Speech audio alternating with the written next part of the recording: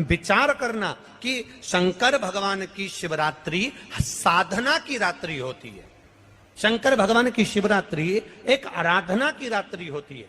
हमने पहले भी कथाओं में कहा, हर महीने शिवरात्रि आती है, प्रत्येक महीने शिवरात्रि पड़ती है, और प्रत्येक महीने की शिवरात्रि पर अगर आपसे बन सके, आप दुनिया में अगर आपके पास में लोग कहें कि ये बहुत गरीब व्यक्ति है, बहुत साधारण व्यक्ति है, इसके पास धन नहीं है, वैभव नहीं है, सत्ता नहीं है, इसके पास खुद का मकान नहीं है, इसके पास खुद की प्रॉपर्टी नहीं है, इसके पास खुद की दुकान नहीं है, दूसरे के यहाँ काम करता है, इसके पास कुछ भी नहीं है, हम उनसे कहेंगे 12 महीने शिवरात्रि आती है, 5 जगह पर चढ़ाई हुई बेलपत्र, आप एक वर्ष 12 शिवरात्रि का एक नियम ले लो, 5 जगह पर बेलपत्र समर्पित करना सीख जाओ। एक बेलपत्र, ये शिवलिंग, ये जलाधारी, बहुत ध्यान से देखना, ये चरण जहां से जल नीचे गिरता है, गणेश जी का स्थान, कार्तिकेय जी का स्थान, यह हस्तकमल, माता पार्वती जी का हस्तकमल, शिवलिंग, भगवान शंकर का स्थान। ऊपर से जो एक एक बूंद जल शिवलिंग के ऊपर गिर रहा है, शंकर भगवान की 5 बेटियां, जया, विषहरा, शामरीबारी, दौतली, देव। बीच में जो एक मोटी सी लाइन है वो शंकर भगवान की छोटी लड़की, क्या नाम है? अशोक सुंदरी। ये पूरे शिवलिंग का वर्णन।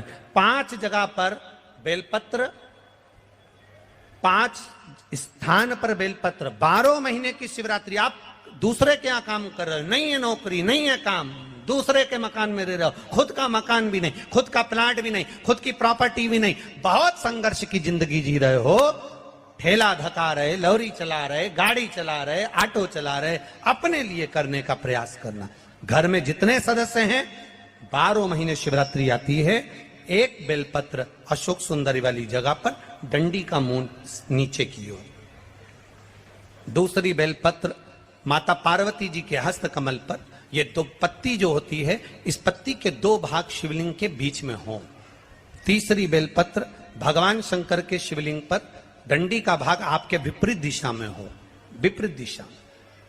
चौथी बेलपत्र भगवान शंकर का जहां से जल बहकर जाता है, जमीन पर जो जल बहता है, जमीन पे से जो जल बहकर जाता है, चौथी बेलपत्र उस जमीन के जल पर जहां से वो पानी बहकर जा रहा है, पूरे शिवलिंग को छोड़कर जहां से पानी जमीन पर बहकर जा रहा है उस स्थान पर। और 5वीं बेलपत्र नंदी का जो पांव ऊपर उठा हुआ है, उस पांव के पास में 5वीं बेलपत्र समर्पित करना।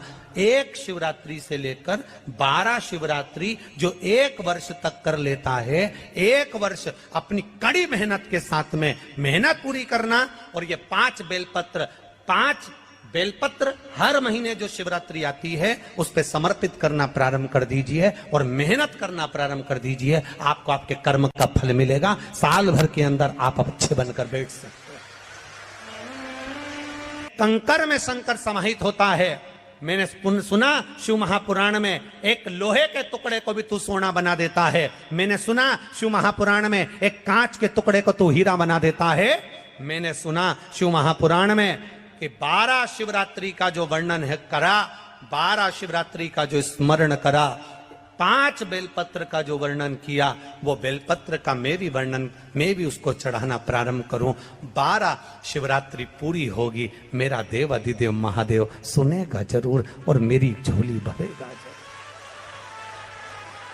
अब इसमें एक नियम भारी है, वो नियम का स्मरण करना कि नियम कैसा चाहिए। आप कर्जे में हो गए, परेशान हो गए, टेंशन में आ गए, जिंदगी बेकार सी लग रही है, निवेदन है मेहनत करना। जो काम को कर रहे हो, जो दुकान लगा रहे हो, जो कार्य कर रहे हो, ठेला चला रहे हो, ऑटो चला रहे हो, चलाते रहो, पर उसके साथ में बाबा पर भरोसा रखो। इसमें एक नियम भारी है। कौन सा नियम? कि मान लो 12 शिवरात्रि में आप 1-2 शिवरात्रि शिव जी के मंदिर पहुंच गए, तीसरी शिवरात्रि पर भूल गए या किसी कारणवश कहीं दूर चले गए, ना जा पाए, तो घर के जितने सदस्य हैं सबसे निवेदन है कि 12 महीने की शिवरात्रि का नियम बना रहे हो तो घर के सभी लोग बेलपत्र चढ़ाने का नियम बनाओ। उसका कारण यह है, घर का एक व्यक्ति अगर बाहर चले भी गया, घर का दूसरा व्यक्ति शिवरात्रि को भूल भी गया, घर का तीसरा व्यक्ति किसी कारणवश काम में लग भी गया, तो घर का चौथा व्यक्ति तो शिवरात्रि याद रखेगा और हमारा नियम पूरा हो जाएगा। नियम पूरा हुआ तो हमारा कार्य पूरा। हम उस नियम को पूरा करें, हम उस कार्य को पूरा करें। देवऋषि नारद ने कहा अगर तुम्हें तप करना और उसका फल चाहिए तो तुम काशी चले जाओ। मानधाता काशी गए, काशी में बैठकर तप करने लगे। केवल काशी में बैठकर उन्होंने तप करा तो कैसा करा, केवल एक बालू का शिवलिंग बना लेते थे और बालू का शिवलिंग बनाकर उसकी आराधना करते थे, उसकी पूजन करते थे। पूजन करते, गंगा का जल लाकर बालू के शिवलिंग पर डालते, उनको समर्पित करते, बस वो बालू के शिवलिंग की आराधना करते करते करते करते करते करते थोड़ा सा समय निकला। उनको नहीं मालूम कि एक शिवरात्रि निकल गई, दूसरी शिवरात्रि आई है। हर महीने शिवरात्रि आती है, प्रत्येक महीने शिवरात्रि पहुंचती है, प्रत्येक महीने आती है। मानधाता ने बालू का शिवलिंग बनाया, पूजन करना प्रारंभ करी, गंगा जी का जल ले जाकर चढ़ा देते। अब कोई तप नहीं, कोई साधना नहीं, कोई नेत्र बंद कर नहीं बैठे, कोई तप साधना में नहीं बैठे, कोई घोर तप करने के लिए नहीं बैठे, केवल शंकर का शिवलिंग बनाया, पूजन करी। साल में एक दिन सावन के महीने में जो शिवरात्रि आती है, हम भी टीवी के माध्यम से, सोशल मीडिया के माध्यम से आप सबके घर में पार्थिव शिवलिंग का निर्माण करवाते हैं। उसका कारण केवल इतना है कि हम पूरी जिंदगी तप नहीं कर पाते, पूरे साल व्रत नहीं कर पाते, साधना नहीं कर पाते, तो कम से कम सावन के महीने की शिवरात्रि पर जब अपने घर में मिट्टी का शिवलिंग बनाकर पूजन करते हैं तो हमें तप और साधना का पूरा फल प्राप्त हो जाता है। करने वाले, विरोध करने वाले करते रहते हैं, शाम को तो व्रत ये वाला उपवास करना ही नहीं था, पूजन कराना ही नहीं थी, इसमें ऐसी पूजन करा दी, उसमें वैसी पूजन करा दी, ये गलत बोल दिया, ये सही बोल दिया, ये ऐसा कर दिया, काली मिर्ची चढ़वा दी तो ये चढ़वा दी। बोलने वाले बोलते रहेंगे, तुम अपना काम करो, पार्थिव शिवलिंग का निर्माण करो, पूजन करो, आराधना करो, विसर्जन करो। आग लगे बस्ती में, जम के बोलो जरा अपन रहो, क्या किसको रोइए, चादर तान के सो, अपने को मतलब नहीं कुछ भी कि अपन को सोच करा। मानधाता ने अब कोई तप नहीं करा, मानधाता ने अब कोई साधना नहीं करी, मानधाता ने अब कोई आराधना, बस एक काम करा, शिवलिंग का निर्माण, उसकी पूजन। आपसे भी निवेदन करते हैं, समय मिला करें, हफ्ते 2 हफ्ते में गमले के अंदर ऐसी मिट्टी को उठा लो शिवलिंग जैसी और जल चढ़ाकर पूजन करके वहीं विसर्जन कर दो। उसी गमले में, उसी मिट्टी को वही विसर्जन करो, प्रयास करो, उसका फल मिलता है। शंकर भगवान प्रकट होकर कहा, क्या चाहिए तुमको, मांगो। अब मानधाता ने मांगा कुछ नहीं। मानधाता ने कहा कि पहले तो मैंने जब तप करा, साधना करी, आराधना करी, तब तो मुझे आपका दर्शन नहीं हुआ, और अब आप मेरे सामने आ गए तो मैं मांगू, ये श्रेष्ठता कहाँ है? अब मैं मांगू, ये श्रेष्ठता कहाँ है? मुझे मांगना नहीं है, कुछ तो मांगो।